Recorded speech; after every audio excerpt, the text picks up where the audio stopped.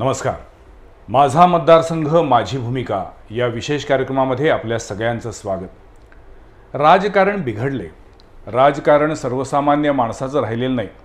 राजकारणात चांगली माणसं येत नाहीत, चांगली माणसं टिकू शकत नाहीत. सध्याचं राजकारण म्हणजे तर इतकं वाईट झाले. यातलं कोणतं ना कोणतं वाक्य तुम्ही बोलत असणार, ऐकत असणार, पण तरीसुद्धा आपण सगळेजण राजकारणाबद्दल दिवसेंदिवस अधिक संवेदनशील होत चाललोय. ज्याचं काही देणं घेणं नाही तो सुद्धा राजकीय बाबतीमध्ये अधिक जागरूक होत चाललेला आहे किंवा अधिक त्याच्याबद्दलची उत्सुकता वाढत चाललेली आहे. विधानसभा निवडणुका तोंडावर आहेत आणि अशावेळी पुन्हा एकदा महाराष्ट्रामध्ये प्रचंड राजकीय वातावरण ढवळून निघत असताना अनेकांच्या मनात आहे की आपल्या मतदारसंघामध्ये नेमके कोण उमेदवार असणार, ते कोणत्या पक्षाचे असणार आणि त्यांचा अजेंडा काय असणार. यावेळच्या निवडणुकीमध्ये 2019 पेक्षा असा फरक आहे की 2019 मध्ये प्रामुख्याने काँग्रेस राष्ट्रवादी यांची आघाडी आणि दुसरीकडे भाजप शिवसेना यांची युती यांच्यामध्ये सामना होता. पण गेल्या 5 वर्षांमध्ये पुलाखालून बरंच पाणी वाहून गेलेलं आहे. आघाडीमध्ये बिघाडी झाली, युतीमध्ये अजून नवीन पक्षाची भर पडली, 2 पक्ष फुटले गेले, त्याचं खापर एका पक्षावर फोडलं जाते आणि आता या निवडणुकीमध्ये महाविकास आघाडी विरुद्ध महायुती असा सामना होणार आहे आणि त्याच्यामध्ये जागा वाटपापासून आता तिढा निर्माण झालेला आहे. आज आपण हातकणंगले विधानसभा मतदारसंघाबद्दल बोलणार आहोत. या मतदारसंघामध्ये विद्यमान आमदार काँग्रेसचे राजू बाबा आवळे आणि 2 वेळा या मतदारसंघातून ज्यांनी प्रतिनिधित्व केलेलं आहे ते सुजित मिंचेकर यांची नेमकी भूमिका काय असणार आहे हे मला जाणून घ्यायचं आहे. अनेकांना उत्सुकता आहे. आज आमच्या स्टुडिओमध्ये आहेत सुजित मिंचेकर, त्यांचं स्वागत आहे. सुजित मिंचेकर स्वतः डॉक्टर आहेत, एक सुशिक्षित उमेदवार ज्यांना 2 वेळा आमदारकीचा अनुभव आहे. हे पुन्हा निवडणूक लढवणार आहेत का? लढवणार असतील तर नेमक्या कोणत्या पक्षातून लढवणार आहेत, काय भूमिका आहे समजून घेऊया. डॉक्टर मिंचेकर, आपलं स्वागत आहे. नमस्कार. सुरुवातीला म्हटलं तोच प्रश्न आहे की तुम्ही गेली 5 वर्ष, माझं असं म्हणणं आहे की तुम्ही तळ्यात मळ्यात केलेत काय, असा अनेकांच्या मनातला प्रश्न आहे. याचं कारण तुम्ही म्हणताय की मी उद्धव ठाकरे यांच्याशी प्रामाणिक आहे, त्यांच्याशी एकनिष्ठ आहे. पण मग आत्ताच्या या विधानसभा निवडणुकीमध्ये जर महाविकास आघाडीचा फॉर्म्युला असेल, त्यानुसार विद्यमान आमदारांना जागा सोडायची असेल तर तुमची भूमिका काय असेल? चांगला प्रश्न आपण विचारलेला आहे. मी गेले 22 वर्ष शिवसेनेमध्ये म्हणजे उद्धव बाळासाहेब ठाकरे यांच्याबरोबर सातत्यानं कायमपणे प्रामाणिकपणे राहिलेलो आहे. प्रत्येक निवडणुकीमध्ये मी त्यांच्याबरोबर राहिलो. आता हा पेच प्रसंग इतका विचित्र झालेला आहे की आम्हाला वाटलं ही आघाडी टिकते की नाही टिकत, आणि मग नाही टिकली तर शिवसेनेचा 100% मी उमेदवार 100% होतो. पण आता आघाडीमध्ये 3 पक्ष आहेत आणि 3 पक्षामध्ये विद्यमान आमदार जे आहेत राजू बाबा आवळे, त्यांना उमेदवारी जाण्याची दाट शक्यता आहे. परंतु मध्ये शरद पवार साहेब असतील किंवा नाना पटोले जी असतील, उद्धव ठाकरे जी असतील, यांनी सगळ्यांनी मध्ये चर्चेतून असं आलं की जरी ज्या ठिकाणी जो आमदार असेल त्याला द्यायचं, पण तरीसुद्धा मेरिट एक विषय तिथं लावलेला आहे आणि मेरिटनुसार आमची मागणी उद्धवजी ठाकरे साहेबांच्याकडे अशी आहे की ही जागा मेरिटनुसार शिवसेना उद्धव बाळासाहेब ठाकरे यांनाच मिळाली पाहिजे. असं कोणतं मेरिट आहे त्यामध्ये? त्याच्यामध्ये आज बघायला गेलात तर मेरिटचे निकष काय आहेत? मेरिटचे निकष आम्ही आमच्या वतीनं असे लावतो की ज्या मतदारसंघाचं मी प्रतिनिधित्व 10 वर्ष करत होतो त्या मतदारसंघातल्या लोकांचा सर्वे जो घेतलेला गेलेला आहे, सगळ्या पक्षांनी घेतला गेलेला आहे, त्या सगळ्या पक्षाच्या सर्वेमध्ये असं दिसून येतं की या ठिकाणी जर शिवसेना उद्धव बाळासाहेब ठाकरे या पक्षाला जर उमेदवारी महाविकास आघाडीतून गेली तर सहज विजयी आहे, अशा पद्धतीचा सर्वे आज सर्वच पक्षांनी केलेला त्याच्यामध्ये आज आढळून आलेला आहे. पण हा सर्वे काँग्रेसला मान्य आहे आणि काँग्रेस सहजासहजी जागा सोडेल का? नाही, तो आता वरिष्ठांचा विषय आहे. परंतु मागणी करणं हे आमचं काम आहे. आता देणं नाही देणं हे वरिष्ठ ठरवतील. मग डॉक्टर सुजित मिंचेकरांची भूमिका काय असणार आहे, जो ह्या आपल्या मुख्य एपिसोडचाच आहे माझी भूमिका? बरोबर. तुमची माझी भूमिका ही आदरणीय उद्धवजी ठाकरे साहेब यांच्याबरोबर आणि त्यांच्या ते ज्या पद्धतीनं म्हणतील की बाबा नाही, त्यांनी जर मला म्हणाले की नाही डॉक्टर साहेब तुम्ही उमेदवारी करावी लागते आणि आपण मैत्रीपूर्ण लढूया. तर आमची मैत्रीपूर्ण लढण्यासाठी सुद्धा तयारी आहे. आणि उमेदवारी मला मिळालीच तर सोन्याहून पिवळं आहे. नाही मिळाली तर काय? नाही मिळाले तर उद्धव ठाकरे साहेब काहीतरी मार्ग त्यातून काढतील माझ्यासाठी. त्यामुळे मी काही चिंतामुक्त आहे तसं. बर. अच्छा. पण म्हणजे वरिष्ठांचा जो आदेश असेल त्याचं पालन करणार हे नक्की? होय. बंडखोरीचा विचार अजिबात मनात नाही? नाही, बंडखोरीचा विचार स्वप्नात वगैरे येतो का कधी? स्वप्नात नक्कीच येतो. बर. मग ती कृती करावीशी वाटते का? बघूया, समोर अजून ती वेळ यायची आहे. आता घोडा मैदान लांब नाही. होय होय, पण निर्णय काय होतो आपण बघूया आणि त्यावरती त्याचा निर्णय आपण घेऊ. पण मग कार्यकर्त्यांची भावना असा एक नेहमीचा एक शब्दप्रयोग वापरून ऐन वेळेला उमेदवारी जाहीर करू शकता का? काय आहे, आत्तापर्यंतच्या कालखंडामध्ये शिवसेनेच्या कार्यकर्त्यांनी कधीही काँग्रेसला मतदान केलेलं नाही. बरोबर. आणि तुम्ही हे जाहीरपणे सांगता, याबद्दल तुमचं अभिनंदन. आत्तापर्यंत कधीच केलेलं नाही आहे. पण गेल्या लोकसभेला प्रसंग असा आला की काँग्रेसच्या हाताला सुद्धा शिवसेनेच्या लोकांनी मतदान केलेलं आहे आणि काँग्रेसच्या लोकांनी मशालीला मतदान केलेलं आहे. आता या विधानसभेमध्ये मी ज्या विधानसभेचं प्रतिनिधित्व करतो त्या विधानसभेमध्ये आमची कार्यकर्त्यांची जी टीम आहे ही अत्यंत स्ट्रॉंग टीम शिवसेनेची आमच्या भागामध्ये आहे. त्या सर्वांची भावना नक्कीच आहे की डॉक्टरांना उमेदवारी मिळाली पाहिजे आणि या भागातनं पुन्हा एकदा आम्हाला प्रतिनिधित्व करण्याची संधी मिळाली पाहिजे. पण शेवटी पक्षश्रेष्ठी जो निर्णय घेतील त्याच्याशी मी स्वतः आणि कार्यकर्तेसुद्धा बांधील राहतील. पण मग हा आशावाद आहे, खात्री आहे की निर्णय आहे? कारण पुन्हा असाच मुद्दा असणार आहे की पक्षश्रेष्ठींचा निर्णय की कार्यकर्त्यांची भावना, महत्वाचं काय? कार्यकर्त्यांच्या भावनेसाठी मी निवडणूक लढवतोय असंही तुम्ही उद्या सांगू शकता. नाही, मला वाटत नाही अशी काही वेळ येईल, कारण मला खात्री आहे की उमेदवारीच आम्हाला मिळणार आहे. बर. मग अशी बोलताना तुम्ही एक वाक्य म्हटलात की मुळात ही आघाडी टिकेल की नाही याबद्दल शंका होती. नक्कीच होती मला. काय कारण? काय याचं कारण होतं की या महाराष्ट्रामध्ये आत्तापर्यंत आपण पाहिलेलं आहे की शिवसेना, काँग्रेस, राष्ट्रवादी यांचं मनोमिलन ग्राउंड लेवलला कधी झालेलं नाही आणि आजही ते दिसत नाही. म्हणजे शिवसेना आणि काँग्रेसचा कार्यकर्ता मनोमिलन झालेलं आहे. तुम्ही खूप धाडसी विधानं करताय बरं का.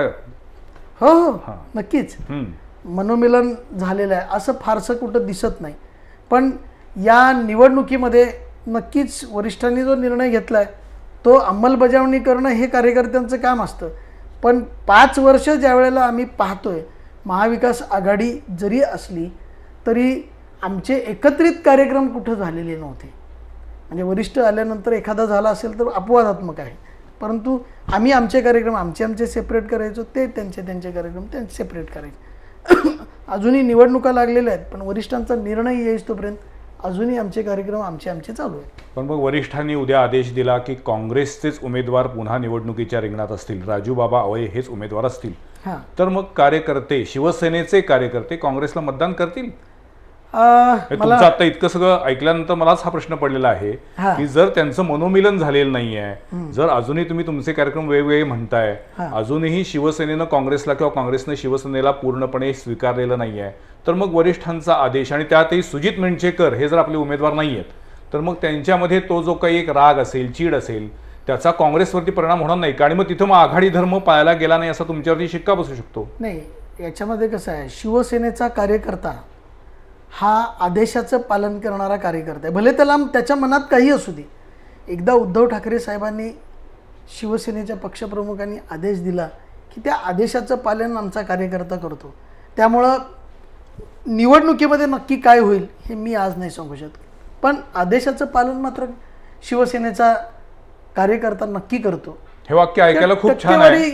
आपण किती असेल याबद्दल साक्षी. तेच, हे वाक्य ऐकायला खूप छान आहे. नंतरचं पुढचं वाक्य अतिशय महत्वाचं आहे. त्याच्यात 22% अपवादात्मक असू शकतं ना. नाही, पण प्रत्येक पक्षांना गेल्या 5-10 वर्षामध्ये जे काही अंतर्गत कलह आहेत किंवा गटबाजी आहे त्याचं ग्रहण काही संपलेलं नाहीये. शिवसेनेमध्ये तर ते प्रचंड आहे. म्हणजे आता तुमच्याकडे जे तुमचे जिल्हाध्यक्ष होते, मी म्हणून होते म्हणतोय, तुम्ही सुदैवानं संपलं म्हणताय. मग हे जिल्हाध्यक्ष ज्यावेळी होते त्यावेळी ते लादले गेलेले होते का तुमच्यावरती? आणि मग ते त्यावेळेला कार्यकर्त्यांनी स्वीकारले का नाहीत? आता काय की तो पक्षाचा विषय आहे. पण त्या काळामध्ये नक्कीच आमच्यामध्ये द्वंद्व होतं. सगळ्यांना सर्वश्रुत आहे, म्हणजे अख्ख्या कोल्हापूर जिल्ह्याला माहिती आहे, महाराष्ट्राला माहिती होतं. सुरुवातीला ते शीतयुद्ध होतं, नंतर ते उघड व्हायला लागलं. होय होय होय, म्हणजे उष्ण युद्ध व्हायला लागलं अगदी नंतर. अगदी अगदीच. पण सुदैवानं आता ते सगळं शमलेलं आहे, बरं. त्यामुळे आता तो काही विषय नाही. आणि आता जे जिल्हा प्रमुख आमचे आहेत, आमची टीम खूप चांगली आहे, आमचं कोऑर्डिनेशन खूप चांगलं आहे. गेल्या 5 वर्षातील आमदार राजू बाबळे यांच्या एकूण कामकाजाचा तुम्ही कशा पद्धतीने त्याकडे बघता? कोणत्या गोष्टी झाल्या, कोणत्या गोष्टी झाल्या नाहीत, कोणत्या बाबतीत मागे गेलो, कोणत्या बाबतीत पुढे आलो, काय सांगाल? पहिल्या 2.5 वर्षामध्ये राजूबाबा आवळे आमदार असताना, म्हणजे आता आहेतच ते राहत, त्या पहिल्या 2.5 वर्षामध्ये सत्तेमध्ये होते ते. आणि सत्तेमध्ये असताना बऱ्यापैकी त्यांच्या माध्यमातून फंड वितरित करण्याचं काम मतदारसंघामध्ये झालं. पण नुसतं फंड वितरित करणे म्हणजे आमदाराचं काम आहे असं नाही. अनेक गोष्टी असतात, अनेक कामं लोकांची असतात. त्या कामामध्ये थोडंसं आम्हाला वाटतं की ते लोकांच्या म्हणजे एकंदरीत स्पर्धेमध्ये ते प्रॉपर उतरू शकलेलं नाही आहेत.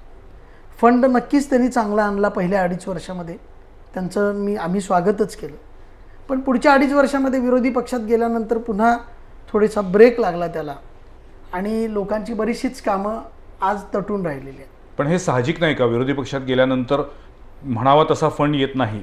हे जरी असलं तरी बऱ्याच वेळेला आपण आपल्या पर्सनल रिलेशनवरती अनेक गोष्टी करू शकत असतो, जे तुम्ही करून आणि ते मी माझ्या 10 वर्षाच्या कारकिर्दीमध्ये, म्हणजे जवळजवळ पहिली 5 वर्ष आम्ही विरोधातच होतो, दुसरी 5 वर्ष सत्तेत असून पण आम्ही विरोधात होतो. हे आपल्यालाही माहिती आहे, सत्तेत असून पण विरोधात होतो. पण वैयक्तिक संबंधावरती आम्ही बरीच कामं त्या काळामध्ये आणू शकलो. बऱ्याच गोष्टी मतदारसंघामध्ये करण्यामध्ये आम्हाला यश प्राप्ती त्यावेळेला झाली. प्रामुख्यानं कोणती कामं तुम्ही तुमच्या 10 वर्षाच्या कारकिर्दीत केलीत? मी आता अगदी 2-3 ठळक फक्त सांगतो तुम्हाला. माझ्या मतदारसंघामध्ये दळणवळणाची व्यवस्था मी आमदार व्हायच्या अगोदर अत्यंत वाईट होती. मी आमदार झाल्यानंतर माझ्या मतदारसंघामध्ये पहिलं काम जर काही केलं असेल तर अतिशय चांगल्या पद्धतीचं दळणवळण, म्हणजे रस्ते जोडणीचं जे काम होतं, गावागावाला जोडणारे रस्ते असतील किंवा राज्यमार्ग असेल, या सगळे मार्ग मोठे केले, चांगल्या पद्धतीचे क्वालिटी काम करून घेतलं, आणि आज मतदारसंघामध्ये अतिशय चांगले रस्ते आहेत. सगळ्यात महत्त्वाचं काम गेले अनेक वर्ष रखडलेलं होतं ते विश्वरत्न डॉक्टर बाबासाहेब आंबेडकर यांचं राष्ट्रीय स्मारक माणगावमध्ये.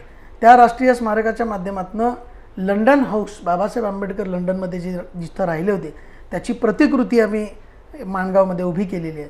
त्याचबरोबर छत्रपती शाहू महाराज आणि बाबासाहेब यांचं लाईट अँड साऊंड शो, जुना तक्क्या जो होता जिथं बाबासाहेब बसले होते, तो तक्क्या रिनोव्हेट म्हणजे आहे तसा परत तो केला, परत स्वागत कमान केली. असं ते एक फार मोठं काम त्या काळामध्ये आम्ही करू शकलो.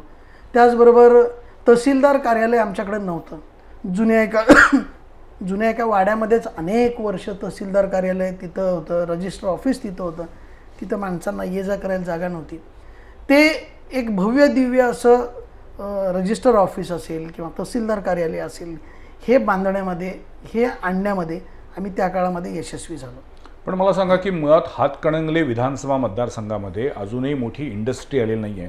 दादर कोल्हापूर जिल्ह्याचा हा मोठा प्रश्न आहे, प्रॉब्लेम आहे की काही चांगले उद्योजक कोल्हापुरात यायला तयार होत नाही आहेत, मोठी इंडस्ट्री येत नाही, रोजगाराचे प्रश्न आहेत. तुम्ही दळणवळण म्हणताय पण अजूनही अनेक रस्ते पुन्हा खराब झालेले दिसताच आहेत. बरोबर. या विषयावरती म्हणजे कसं असतं की जेव्हा विरोधी उमेदवार असतो आपण त्यावेळेला सगळेजण बोटं दाखवू शकतात, पण तुम्ही आता पूर्वी आमदार म्हणून काम केलं आहे आणि आता तशा अर्थानं तुम्ही विरोधी आहात, कारण तुम्ही कदाचित म्हणतो या स्पर्धेमध्ये असणार आहात.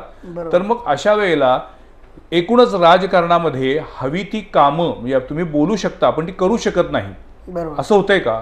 100% बऱ्याच वेळेला असं होतं की आपल्याला ही कामं करायची आहेत पण ती करता येत नाही आहेत. मग हेच तत्व राजूबाबा यांना पण लागू होईल?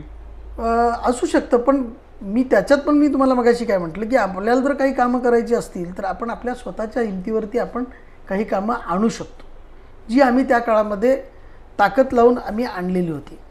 दुसरी गोष्ट आपण बोललात इंडस्ट्रीच्या संदर्भामध्ये, माझ्या मतदारसंघामध्ये सर्वात जास्त इंडस्ट्रियल डेव्हलपमेंट झालेली आहे.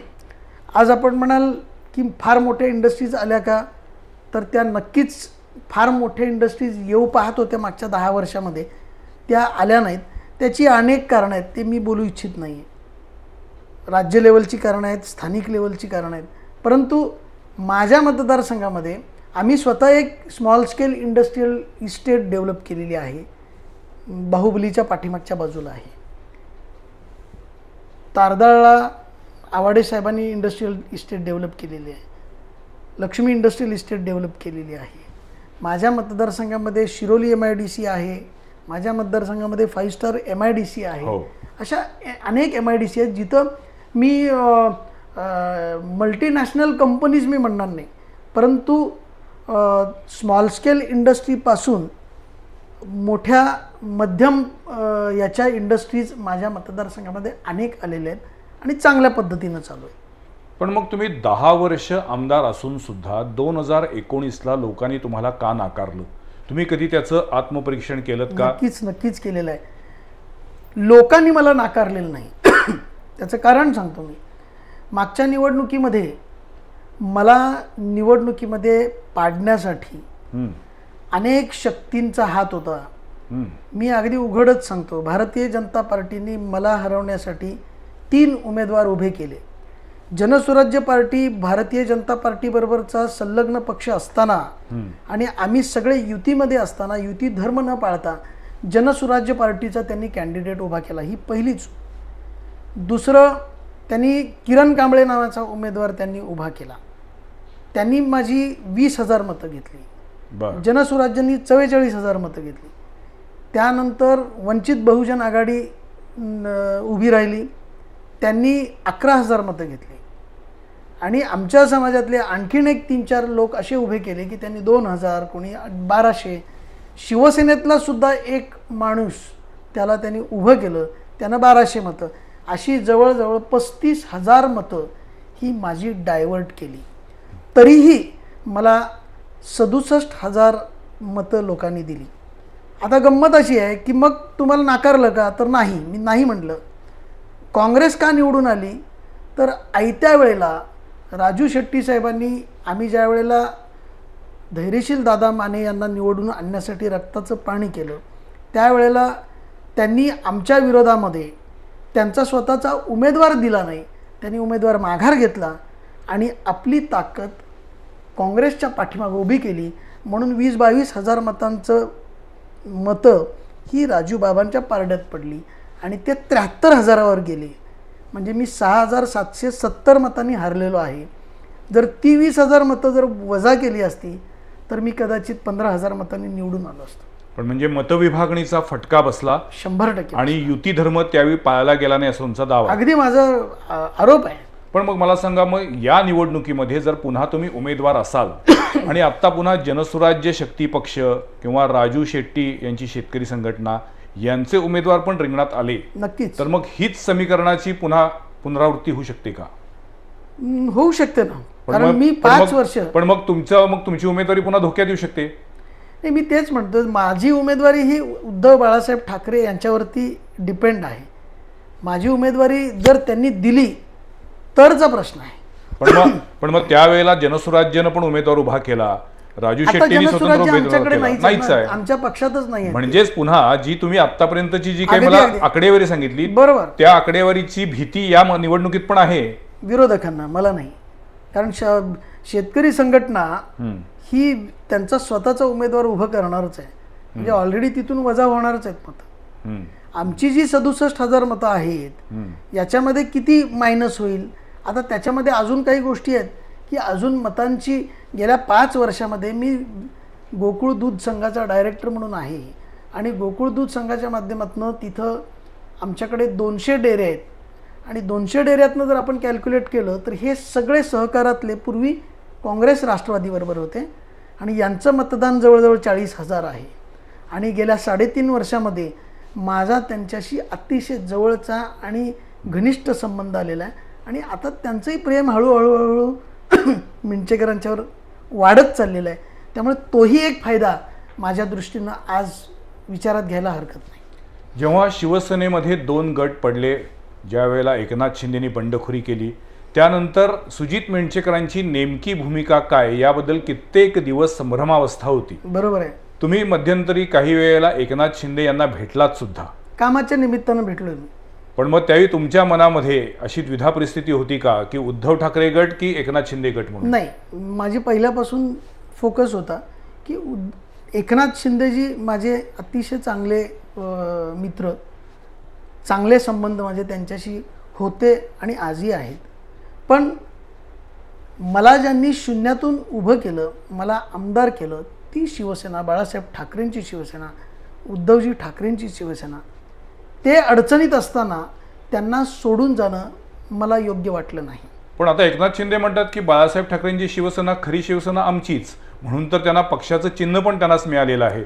आणि आता या निवडणुकीमध्ये जर तुम्हाला एकनाथ शिंदे, जे तुमचे अतिशय चांगले मित्र, मार्गदर्शक आहेत, त्यांनी जर तुम्हाला ऑफर दिली की आमच्या एकनाथ शिंदे गटाच्या शिवसेनेकडून निवडणूक लढवा, तर तुमचा पवित्रा काय असेल? त्या वेळेला तो विचार करू आपण. ती वेळ आली नाही, अजून तरी कोणी विचारलेलं नाहीये मला. विचारलं तर तुमचं काय उत्तर असेल? बघू ना, त्यावेळेला आपण निर्णय नक्कीच घेऊ. काय घ्यायचा तो त्यावेळेला ठरवू आम्ही.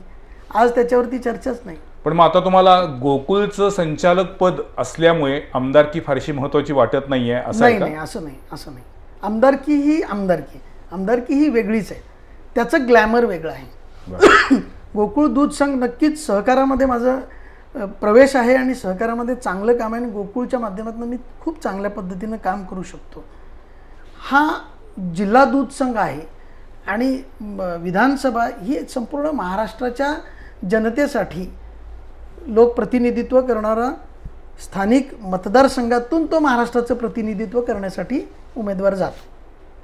त्यामुळं तो आणि हा तुम्ही तुलना करू शकत नाही. दोन्ही आपापल्या ठिकाणी खूप चांगलं. पण तुम्हाला आमदारकी हवी आहे असं तुम्ही ठामपणे अजूनही सांगत नाहीये. तुम्ही डिप्लोमॅटिक उत्तर देताय. नाही, तुम्ही एकीकडे आता म्हणताय की मला वरिष्ठांचा जो काही आदेश असेल त्याचं पालन करावं लागेल. दुसरीकडे तुम्ही म्हणताय की ज्या त्यावेळेच्या परिस्थितीमध्ये जे काही येईल समोर त्याला मी उत्तर देणार. आता वरिष्ठांचा जो निर्णय येईल त्याच्यावरती त्या वेळेला निर्णय होईल.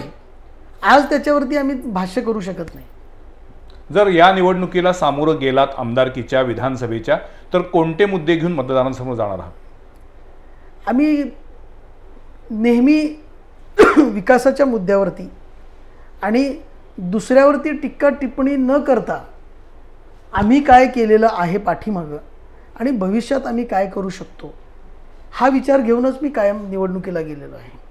आता येणाऱ्या भविष्य काळामध्ये माझी संकल्पना 2009 पासून एक खूप मोठी संकल्पना आहे की विश्वरत्न डॉक्टर बाबासाहेब आंबेडकरांचं स्मारक माणगावमध्ये व्हायला पाहिजे, ही तर आहेच.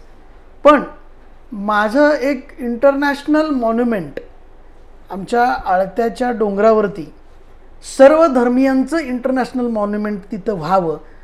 कारण कोल्हापूर हे एक मोठं पर्यटन स्थळ होऊ शकतं आहे, ते अजून चांगलं होऊ शकतं. तुम्हाला नरसोबावाडीकडून इकडं ज्योतिबा पन्हाळ्याकडे येत असताना मध्ये आमच्याकडे रामलिंग धुळोबा आहे आणि वरच्या बाजूला महादेवाचं मंदिर आहे. तर तो डोंगराचा पठार जो आहे त्या पठारावरती जर आपण सर्व धर्मीयांचे जर तिथं मॉन्युमेंट जर केलं, जिथं बाबा उदाहरणार्थ बुद्धिस्ट मॉन्युमेंट केलं तर तिथं मॉंक्स येतील, तिथं शिक्षण मिळेल, मुलांना धर्माचं शिक्षण मिळेल. तसंच हिंदू धर्माचं होईल, तसंच ख्रिस्ती धर्माचं होईल, तसंच इस्लामचं होईल. असं वेगवेगळ्या धर्मांचं मॉन्युमेंट एके ठिकाणी जर झालं तर मला वाटतं तो एक वेगळा संदेश जगामध्ये जाईल. आणि मी ही गोष्ट 2011 साली वर्षाताई गायकवाड पर्यटन मंत्री होत्या तेव्हा त्यांच्या कानावरती मी हा संकल्प घातलेला होता. पण त्यानंतर कोणी त्याच्याकडे लक्ष दिलं नाही, कारण एवढी मोठी फंड आणायचं 100-200 कोटी रुपये त्याला लागणार होते त्यावेळेला. एवढा फंड उपलब्ध होणार नाही वगैरे वगैरे, त्यामुळे ते राहिलं. पण नक्कीच भविष्यामध्ये मला ते करायला नक्कीच आवडेल. शाश्वत विकासाबद्दल काय मतदारसंघामध्ये या गोष्टी करायच्यात असा काही प्लॅन केलाय का? 10 वर्षामध्ये हे राहिलं होतं पण आता पुढील 5 वर्षाची संधी मिळाली तर हे नक्कीच करा. त्याच्यामध्ये मला एक गोष्ट नमूद करावीशी वाटेल की माझा मतदारसंघ भौगोलिकदृष्ट्या जर आपण पाहिला तर दोन्ही बाजूला नद्या आहेत माझ्याकडे आणि मध्ये फक्त आमच्याकडं डोंगर धुळोबाचा डोंगर आम्ही म्हणतो तो आहे. तर माझ्याकडे एक अशी संकल्पना होती की पाणी पुरवठा स्कीम जी आहे, आज आपण प्रत्येक गावाला 10 कोटी रुपये देतो, 20 कोटी रुपये देतो. ते काय करतात, नदीवरनं नळाचं पाणी आणतात आणि मग ते सायपनद्वारे टाकी करून ते सगळीकडे देतात. तर मी त्यावेळेला लक्ष्मणराव ढोबळे पाणी पुरवठा मंत्री होते, त्यावेळेला मी त्यांना ही संकल्पना सांगितली होती की आपण जर स्वच्छ पाणी नदीतून सगळे गावं उपसतात, तसं आपण एके ठिकाणाहून जर पाणी घेतलं आणि त्या टेकडीवरती आणून टाकलं आणि त्या सायपननी चारी बाजूला जर आपण सायपननी प्रत्येक गावाला त्याचं जर कनेक्शन दिलं, तर एकतर स्कीम स्वस्तात होऊ शकते आणि ॲट अ टाईम पाणी सगळीकडं चांगल्या पद्धतीनं फिरू शकतं. आणि मतदारसंघामध्ये जसे काही गावं आमच्याकडे आहेत जिथं पाणी पोचत नाही, काही गावं लांब असल्यामुळे नदीपासून त्याचा लिकेजेस प्रचंड मोठ्या प्रमाणात होतात. तर हे जर असं केलं तर हे सगळे प्रश्न त्यातनं सॉल्व्ह होतील. हा एक मोठा पाण्याचा प्रश्न माझ्या मतदारसंघातला सुटू शकतो. आणि त्याचबरोबर नवीन इंडस्ट्री मतदारसंघामध्ये आली पाहिजे, IT पार्क झाला पाहिजे. माझ्या मतदारसंघामध्ये शैक्षणिक क्षेत्राचं म्हणजे शैक्षणिक संस्थांचं जाळं खूप चांगल्या पद्धतीचं आहे. म्हणजे नावाजलेले आहेत आपल्याकडं घोडावत साहेबांची युनिव्हर्सिटी आमच्याकडे आहे. मिंचे गाव आहे जिथं 6 ते 7 शाळा, उच्च दर्जाच्या शाळा त्या आमच्या मिंचे भागामध्ये आहेत. सैनिकी पॅटर्नच्या शाळा वारणा खोऱ्यामध्ये आहेत. म्हणजे त्याचाही अजून डेव्हलपमेंट आपल्याला काय करता येईल हे आपल्याला नक्कीच आपल्याला भविष्यात पाहता येईल. शेवटच्या टप्प्यात आलेलो आहे. 2019च्या निवडणुकीच्या वेळेला प्रचार रणधुमाळीमध्ये तुमच्यावरती सातत्यानं टीका होत होती की मिंचेकरांनी मतदारसंघाचा विकासपेक्षा स्वविकास साधला आणि स्वतःच्या वेगवेगळ्या इंडस्ट्री किंवा स्वतःचे व्यवसाय वाढवण्यासाठी प्रयत्न केले. काय तथ्य आहे त्यात? मी 10 वर्ष ज्या वेळेला विधानसभा सदस्य होतो त्यावेळेला माझी कुठलीही इंडस्ट्री चालू झालेली नाही. मी ज्या वेळेला 10 वर्ष विधानसभा सदस्य होतो त्यावेळेला माझा स्वतंत्र कुठलाही व्यवसाय चालू नव्हता. कुणीही त्या 10 वर्षाच्या काळातलं रेकॉर्ड काढून पाहिजे. पण मी उलट म्हणतोय की का नाही इंडस्ट्री सुरू केली तुम्ही स्वतःची? त्यातनं 4 लोकांना रोजगार मिळाला असता. आम्ही तसे प्रयत्न शासन दरबारी आम्ही त्या काळामध्ये प्रयत्न केले. आमच्या जवळजवळ महाराष्ट्र राज्याकडे 11 फायली माझ्या कार्यकर्त्यांच्या माध्यमातून 11 फायली आमच्या शासन दरबारी त्या काळामध्ये पडून होत्या, पण शासनानं त्यावेळेला त्याला परवानगी दिली नाही. पहिल्या 5 वर्षात आम्ही तयार केला, पण दुसऱ्या 5 वर्षात शासन आल्यानंतर मिळेल म्हणून आम्ही पाठपुरावा करत होतो. पण आम्हाला त्या पाठपुराव्यामध्ये तुम्हाला माहिती आहे ना, आम्ही विरोधी पक्षात असल्यासारखेच तिथं होतो. त्यामुळे आमची कुठलीही कामं त्या काळामध्ये त्यांनी करायचं. पण विद्यमान आमदारांना जर अशी ट्रीटमेंट मिळत असेल तर मग सर्वसामान्य माणसाचं काय? म्हणजे त्यावेळेच्या महायुती सरकारचं फेल्युअर आहे. 100% मान्यच करावं लागेल हे तुम्हाला. ठीक आहे. मला वाटतं सुजित मिंचेकर यांनी गेल्या 10 वर्षामध्ये जे 5 वर्षे ते आमदार नव्हते, त्याच्या आधीची 10 वर्षे ते आमदार होते, त्या आमदारकीच्या काळामध्ये काय केलं, काय करण्याचा प्रयत्न केला. गेल्या 5 वर्षाच्या काळामध्ये आमदारकी नसताना सुद्धा या मतदारसंघामध्ये त्यांचा जनसंपर्क चांगला आहे आणि 2024च्या विधानसभा निवडणुकीमध्ये त्यांची भूमिका वरिष्ठ सांगतील तशी असेल किंवा जशी परिस्थिती येईल त्या परिस्थितीनुसार ते भूमिका जाहीर करतील, असं सध्याची तुमची भूमिका आहे. अतिशय डिप्लोमॅटिक, छान आलेला कुठलाही बॉल असू दे तो व्यवस्थित आपल्याला टोलवायचा आहे असं ठरवून आलेल्या आज सुजित मिंचेकर यांचे मी खूप खूप आभार मानतो. आणि या निवडणुकीमध्ये पुन्हा एकदा आम्ही आपल्याला बोलवेनच जर आपण निवडणुकीच्या रिंगणात आलात तर. पण मला तुमच्याकडनं हेच उत्तर अपेक्षित होतं आहे की निवडणूक लढवायचा निर्णय हो की नाही तो तुम्ही अजूनही त्याचं उत्तर आम्हाला पूर्णपणे ठामपणे दिलेलं नाही आहे. तुर्तास आज डॉक्टर सुजित मिंचेकर आमच्या स्टुडिओमध्ये आले आणि वेगवेगळ्या विषयांवरती बोलले. याबद्दल मी त्यांचे आभार मानतो आणि त्यांना शुभेच्छा देतो. धन्यवाद. नमस्कार.